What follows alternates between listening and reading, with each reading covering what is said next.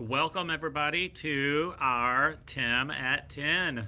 Hope everyone is having a wonderful start to their new year and you are ready to start this new year on a new foot with a new perspective and an open mind and really practicing some willingness to engage your employees and build your culture from a completely different perspective.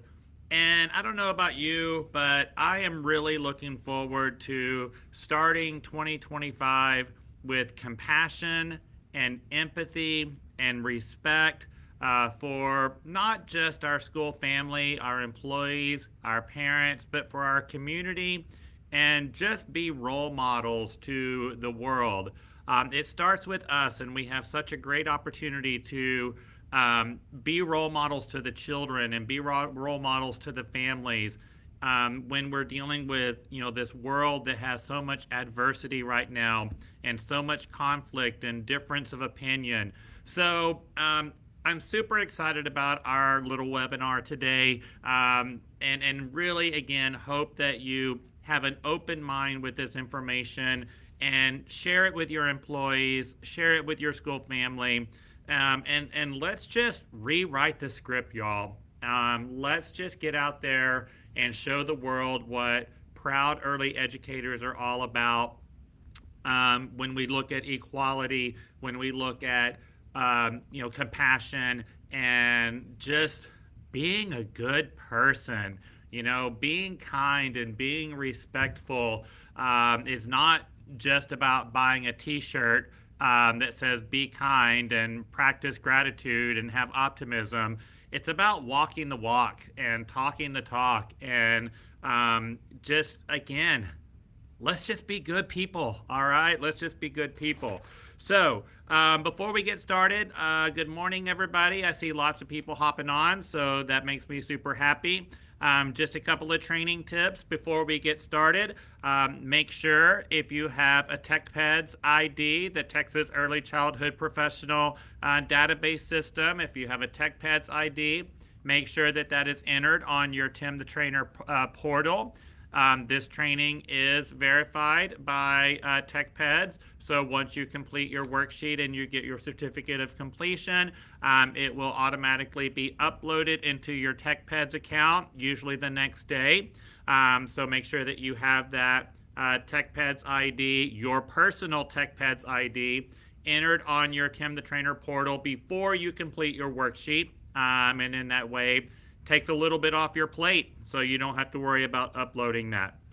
Also, again, I'm just really trying to stress to everyone with child care regulations and with Texas Workforce Commission wage and hour laws, the number of training hours that you complete in a day cannot exceed the number of hours worked in a day, and definitely the total number of clock hours of training that someone completes in a day cannot be more than the hours there are in a day, meaning 24. All right. If you are needing a certificate of completion for this training, after we get done, I will give you a link to do an online worksheet. There is a $5 fee for the certificate, and so you can complete that and get that 1 hour of instructor-led training for those of you that are participating live. If you're watching the recording, you can also complete the worksheet and get your certificate. So make sure you're taking notes. You're going to notice in the bottom of the screen some questions. You're going to see those questions again whenever you do the worksheet. So trying to set you up for success right there. If you have any questions about the material that is covered in this course or need more information beyond the scope of the training material, or you have, like I said, any questions or you need some guidance, you can always reach out to us either by phone, by email, or if you go to our website, timthetrainer.com, in the upper right-hand corner of the screen, you can contact us via Messenger, and we can answer any questions or give you any additional information beyond the scope of the training material. Not just for this particular topic, but anything that you've got going on in your school, we're always here to help you, and we love talking to you. All right, let's go ahead and there's your training tips right there. And we'll go ahead and get started with, sensitivity in the workplace. And again, I really appreciate all of you attending this course and taking this course. It's near and dear to my heart, and definitely something that we all need to focus on and share. This is all about, once again, enhancing those meaningful connections that you have in your program.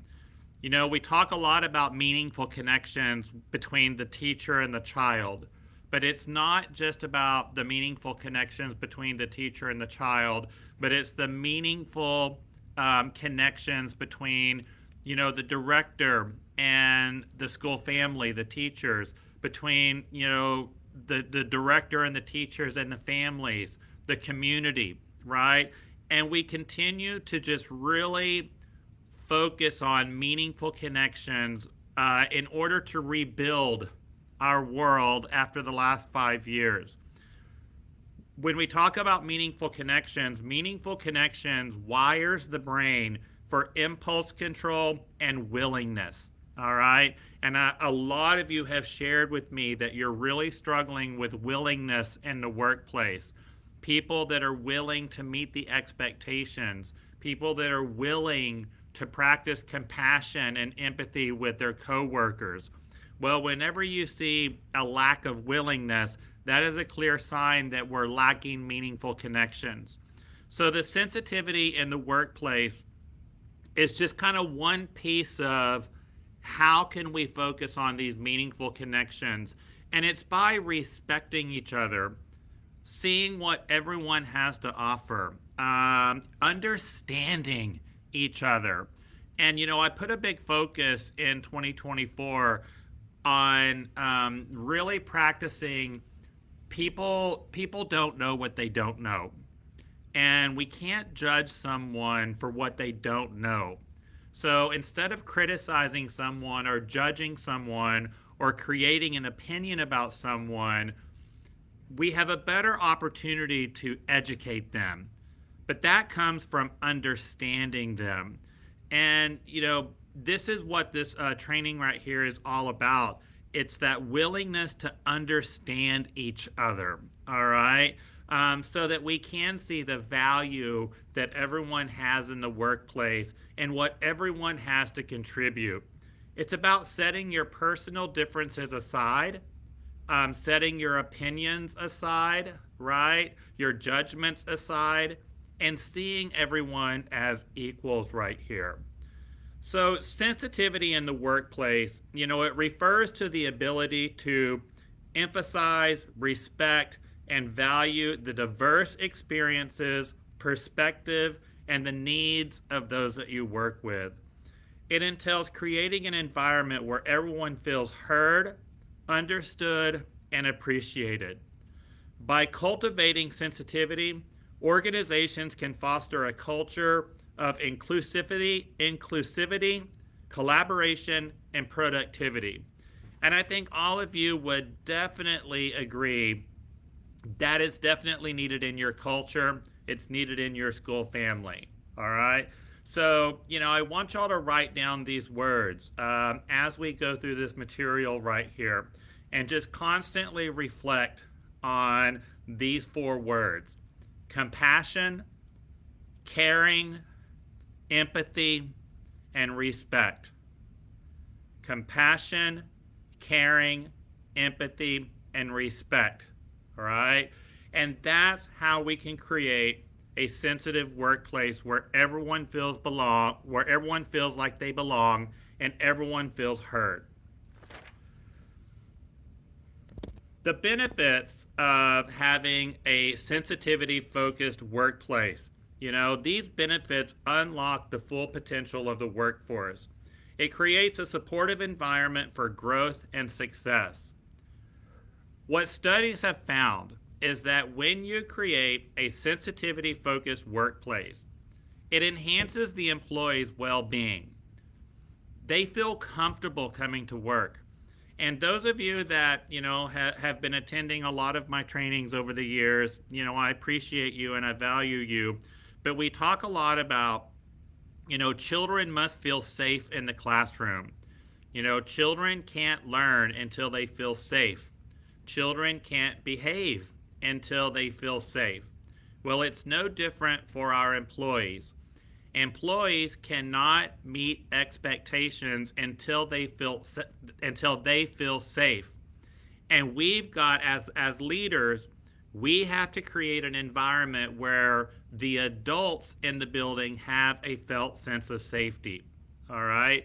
We experienced this a lot over the last 5 years when we interviewed and took polls of why employees leave their job. And one of the biggest responses that we saw was that employees left their job because they didn't feel safe. And I'm not talking about them feeling physically safe.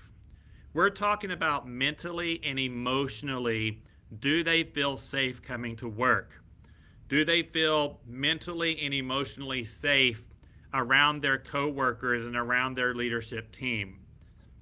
When you have that sensitivity focused workplace, they're going to create that felt sense of safety.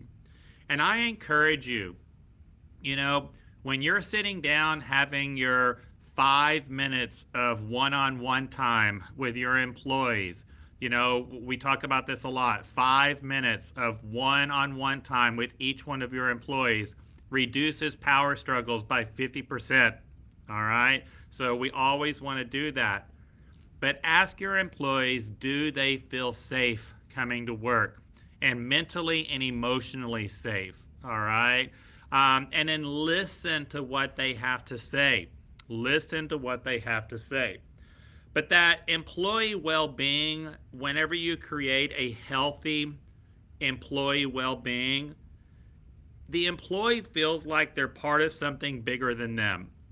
And we've seen this characteristic with the last 2 generations of workforce, that this is a big characteristic that they look for, is that employees want to be part of something bigger than them. All right? So we want to focus on that well-being. Something that, again, if you haven't done this, I encourage you to look into it. A lot of you have benefit packages where you're offering health insurance and dental insurance and 401k, and all of that stuff is really fantastic.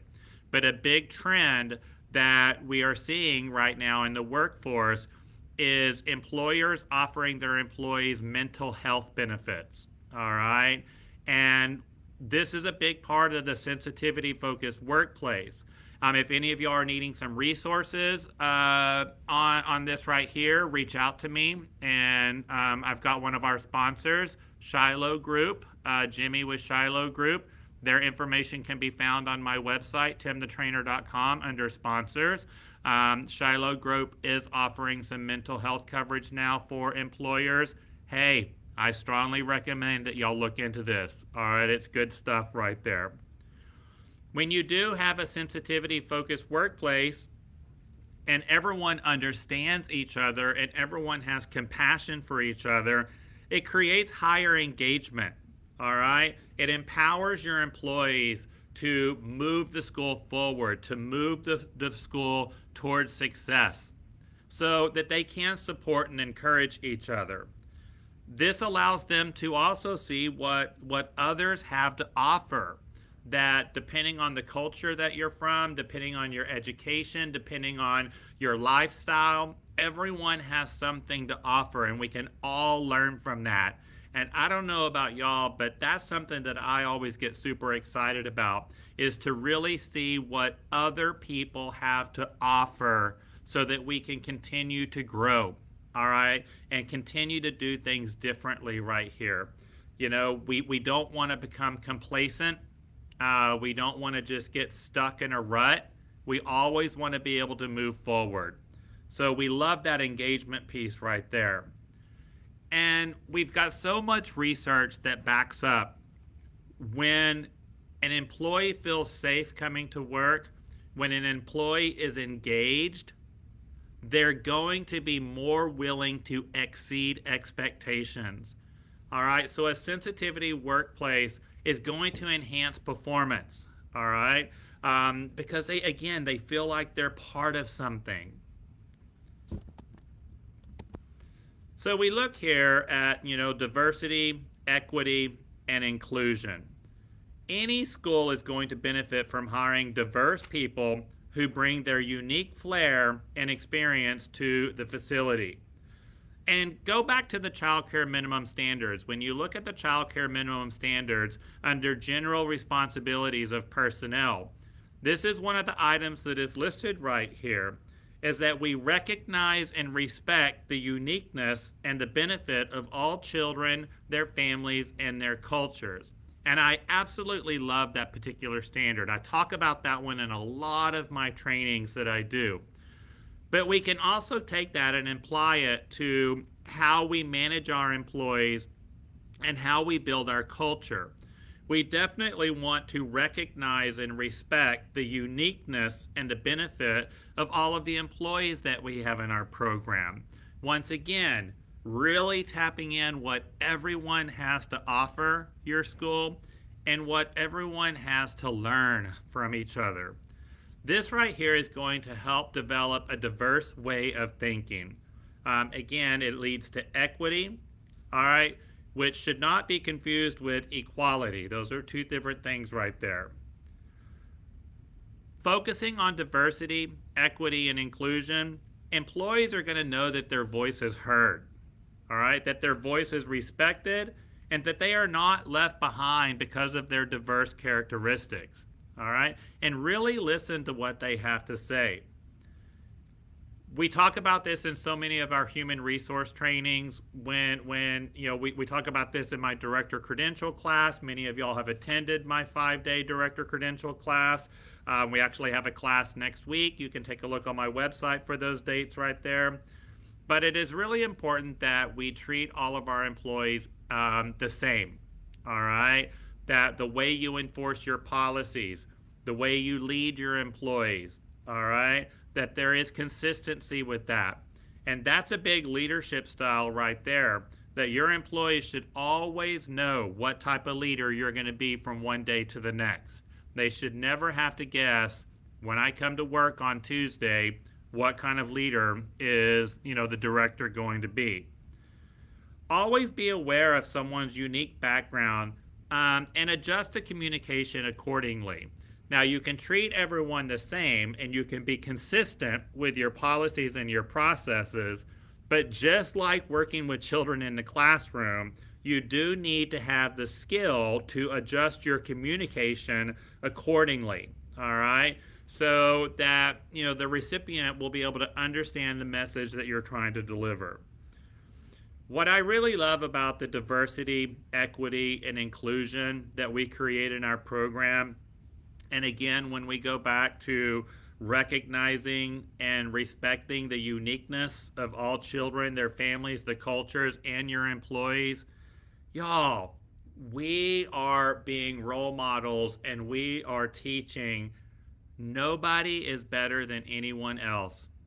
We are all in this together. It's the power of unity, right? And we get to role model this to the children. How fantastic is that right there? So, maybe in 20 years, our world will look and feel a little bit different than how it looks and feels right now. Man, that is exciting right there. And I don't know if y'all ever think about this, but what an incredible opportunity we have to make that difference and to role model this every single day when we go into our schools. It's pretty awesome right there. Good stuff. Let's talk a little bit about bullying and harassment. Bullying is a catchphrase right now. It has been for a while now. That, as soon as the world is not going someone's way, they like to throw out the bullying word. And while we definitely have issues with bullying in the workplace, absolutely there is an issue right there. Don't get bullying and harassment confused with management and leadership. I had someone taking my class one time, and she said, I had to leave my previous job because my boss was bullying me. And I said, okay, tell me more. What do you mean when you say your boss was bullying you? And she was like, well, she's constantly telling me what I should be doing. She's constantly telling me what I'm doing wrong and how I need to be doing things differently. And she's always, on me whenever I'm late for work and whenever I call in. And I said, well, that's not bullying. That's management. All right. So, it was really interesting how, this person wanted to throw the bullying word out there and got that confused with management. But digging a little deeper into the conversation and into this situation, I was able to pinpoint where the difference was. The difference was with the tone and the style of communication. All right.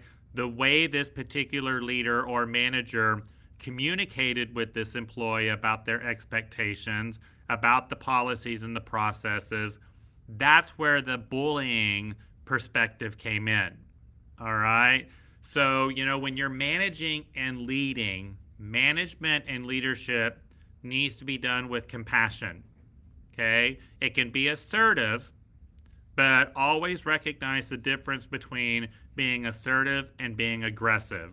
And there is a very, very fine line right there. Assertiveness, the assertive voice, can turn into an aggressive voice very quickly if you're not consciously aware of it. Okay? So, talking to this person and her telling me that her boss was bullying her, the words that were coming out of this particular manager's mouth were the correct words. Her style and her tone turned it into aggression, which came out as bullying. All right. So kind of think about that and kind of role play that. Maybe that might help you out a little bit right there. This right here came from the United States Department of Labor. I found this to be a little interesting right here. According to a survey, 36% of bullied employees at work decided to end their employment. Okay. And so, the question that I had on that particular statistic is when you say 36% of bullied employees, where was the bullying coming from? Was it coming from a member of management or leadership? Or were the employees being bullied by other employees? Okay. After digging a little deeper into this, all right, it is the employees being bullied by other employees. Okay. So, based on this information right here is, one of the main purposes of this training today on sensitivity in the workplace. And it's going back to the managers and the leaders being very aware of what's going on in their school, being very aware of the conversations that are taking place between employees, whether it's in the classroom, whether it's in the hallway, the break room, the playground, and if you do see that this tone is an aggressive tone, we need to intervene, and you shouldn't feel afraid to intervene. My other concern, and even though this statistic that you're seeing on the screen is from the United States Department of Labor and it's based on all employment situations, let's kind of zero this in to the early education industry. And in the early education industry, if you're talking about 36% of bullied employees leave their job, my question is this bullying behavior happening in front of the children? Right? And I'm a little more concerned about that than, some of these other points right here. Definitely, if you've got this aggressive tone and this aggressive communication between employees that is being perceived as bullying, and if this is happening in front of the children, yeah, that's a big problem. And that definitely needs to immediately be addressed right there. All right. Either way, people should feel safe and protected at work. All right. People should not constantly be in fear of coming into the workplace. So again, when you're doing your 5 minutes of one-on-one time with your employees, these are conversations that, need to come up. If an employee does say they do not feel, mentally and emotionally safe at work, tell me more. All right, that's how you're going to respond. Tell me more. All right, and is it from another employee right there? And that needs to be immediately addressed with that particular person. Okay. Make sure that all of your employees understand the meaning of bullying, the meaning of discrimination, harassment, and being victimized. I think that we're at a point where this should be addressed in your employee handbook, and maybe proper definitions of bullying, discrimination, and harassment need to be clearly defined in your employee handbook. Again, because there's a lot of perception issues out there, especially when we talk about discrimination in the workplace. What does that actually look like right there? Um, Make sure that employees and managers and supervisors realize that their actions do have consequences, even outside of the working hours. We talk about this again with personnel policies, that does a manager have a right to discipline an employee for behavior that takes place outside of the workplace? And they do. If the behavior of the employee impacts the operation of the business, then yes, you have a right to address it. So when we talk about bullying and harassment and discrimination, even outside of the workplace, if it is impacting your business and your ability to operate and maintain a reputable reputation, then yes, you have a right to address that right there. Now remember, document, document, document. There you go. Oh my goodness, someone is saying that their daughter's boss called them something really bad, and then the daughter got fired. I need a little bit more information on that particular situation, on why the daughter got fired. Sounds to me like the boss needs to be fired right there.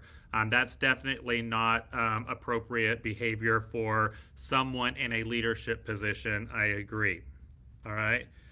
Whenever you do have a victim of bullying or harassment or discrimination, it's going to be really important that leadership and management stand behind that victim in a professional and appropriate way. All right. Now, remember, it's just I just did a workshop yesterday, unrelated to this topic right here. But we talked a lot about in the classroom, dealing with aggression, victim first, aggressor second. Right? You always deal with the victim first, aggressor second. It's kind of same thing in this situation right here. You're always going to address the victim first, the aggressor second. But look at both sides of the coin, all right? Because a lot of times the victim is not so much of a victim, because there's usually behavior on both sides of this, all right? So make sure that you're looking at both sides and you address those accordingly right here. Our goal right here, of course, is to cultivate a trusting environment where each one of your employees is in it for the long run and knows that management is going to support them. Let's kind of move on here and talk about age. All right. Now, age is a protected class. You can never discriminate against someone for their age. All right. And I added this particular slide to our presentation today because it's very, very common in the early education industry for people to make business decisions based on someone's appearance. All right. Whether someone's saying, well, I would really like to hire this person to be a pre-K teacher, but she sure does look young. I don't know if the parents are going to take her seriously. You need to be very careful with those type of comments, whether it be by a member of management or be made by another member of the school family, another employee. Saying that someone looks too young could be discrimination. What you should be focusing on is their education, their experience, and their skill set. And that's what your conversation should be built around. All right? What is their education, their experience, and their skill set? Their personal appearance and how they look, whether it's too young or too old, that is completely irrelevant to their ability to do the job, and that's not something that should be discussed. And if you hear someone make those type of comments, that needs to be addressed. Okay? Same thing with someone being too old or looking too old. All right? Are they able to perform the duties on the job description? As long as they are able to perform the duties on the job description, that should be the only conversation you have. But what their age is or how they look, okay, that needs to be avoided right there. Okay? And again, I put a focus on this because this comes up in our industry a lot, okay? Whether someone is too old for the job or someone looks too young for the job, okay? Stay away from those type of conversations right there. And when you're talking about ageism, y'all know I do a lot of trainings and I do a lot of research on generational leadership and really focusing on what each generation has to offer the workplace. And again, this is super exciting right here because when you've got multiple generations represented in your school, that's multiple opportunities for people to bring different skills and characteristics to the table. Our younger workforce, especially these last two generations that are coming into the workforce, they have a lot to teach us. They have a lot to offer us. And I know that they may do things a little bit differently than what we're used to, but there's nothing wrong with that. All right? That gives us the opportunity to adapt and to grow. Because what you've always got to keep in mind here with, the younger generations that do things a little different, they're also representing your customer base. All right. So it's not just your employees that are doing things a little bit differently, but it's also your customer base that are expecting things a little bit differently. All right. But at the same time, some of your older generations have a lot to offer and role model the younger generation. So, there's an equal partnership here. And rather than focusing on the ageism and someone looking too old or looking too young, really focusing on what everyone has to offer each other. That's the good part right there. And when you focus on sensitivity in the workplace, the goal here is to create allyship. All right? So that we are all there supporting each other, so that we understand each other and we support each other. And having an equitable school family means that, there's a level of tolerance right there, okay? But tolerance alone isn't enough. It's also about taking action to, battle the biases, discrimination, and inequities that we see in the workplace right there, all right? I think that, moving into this new year, I strongly recommend that everyone do a comprehensive review of their culture and, see where our opportunities to grow and to change are. Some of you have some really strong culture that is lived and modeled by all of your employees. But I think there's room for advancement right here. I'm actually doing a training later this week. It's an in-person training, so it's not one that's going to be online this week. But it's going to be one of my big focuses for this year, is going back to the basics. And I think that in order for us to move forward as an industry, we need to back up just a little bit. We have allowed a lot of outside interferences to interrupt the ability for us to move forward. And we're putting our focus too much on things like parent communication apps and screen time and all of these new technical AI blah blah blah blah.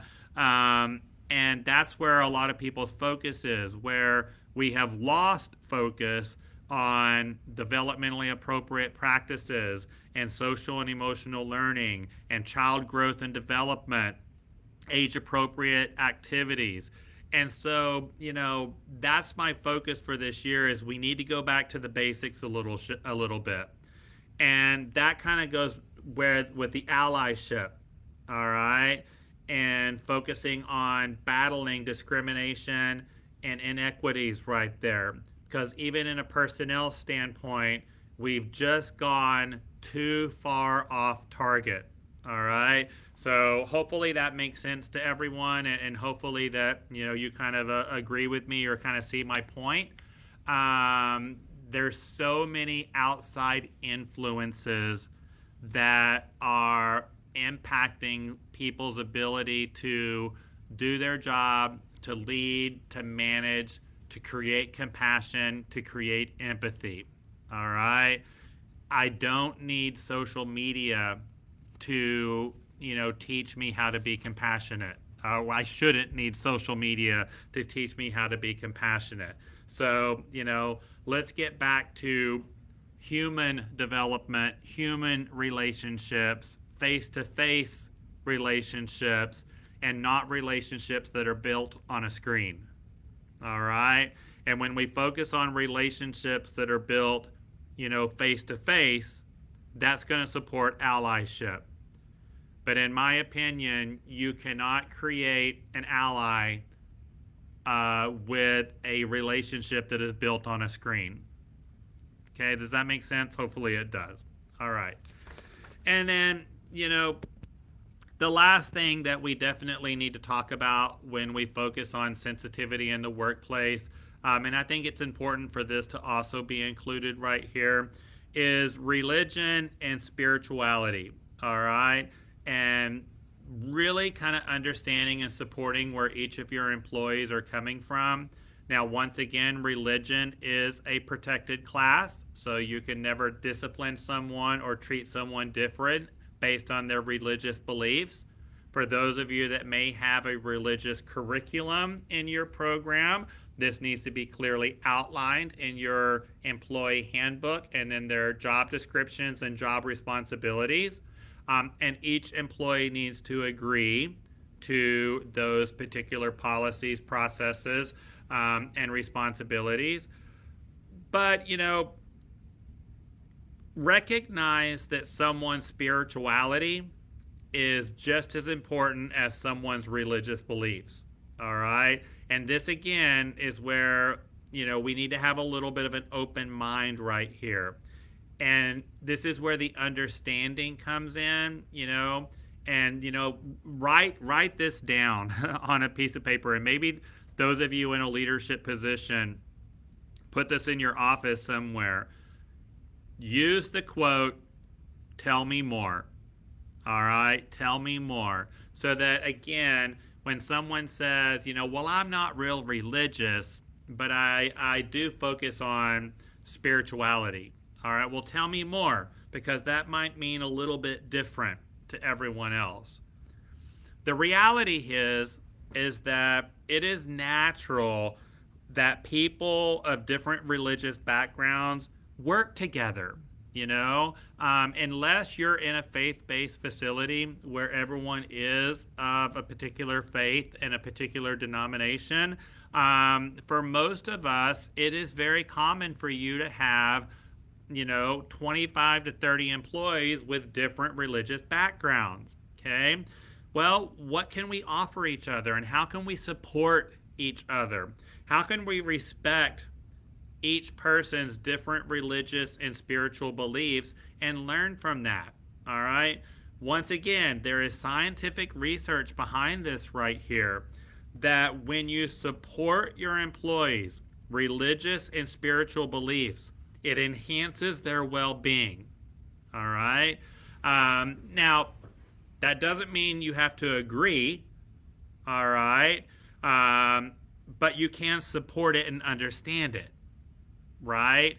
And that's what we're going for right here.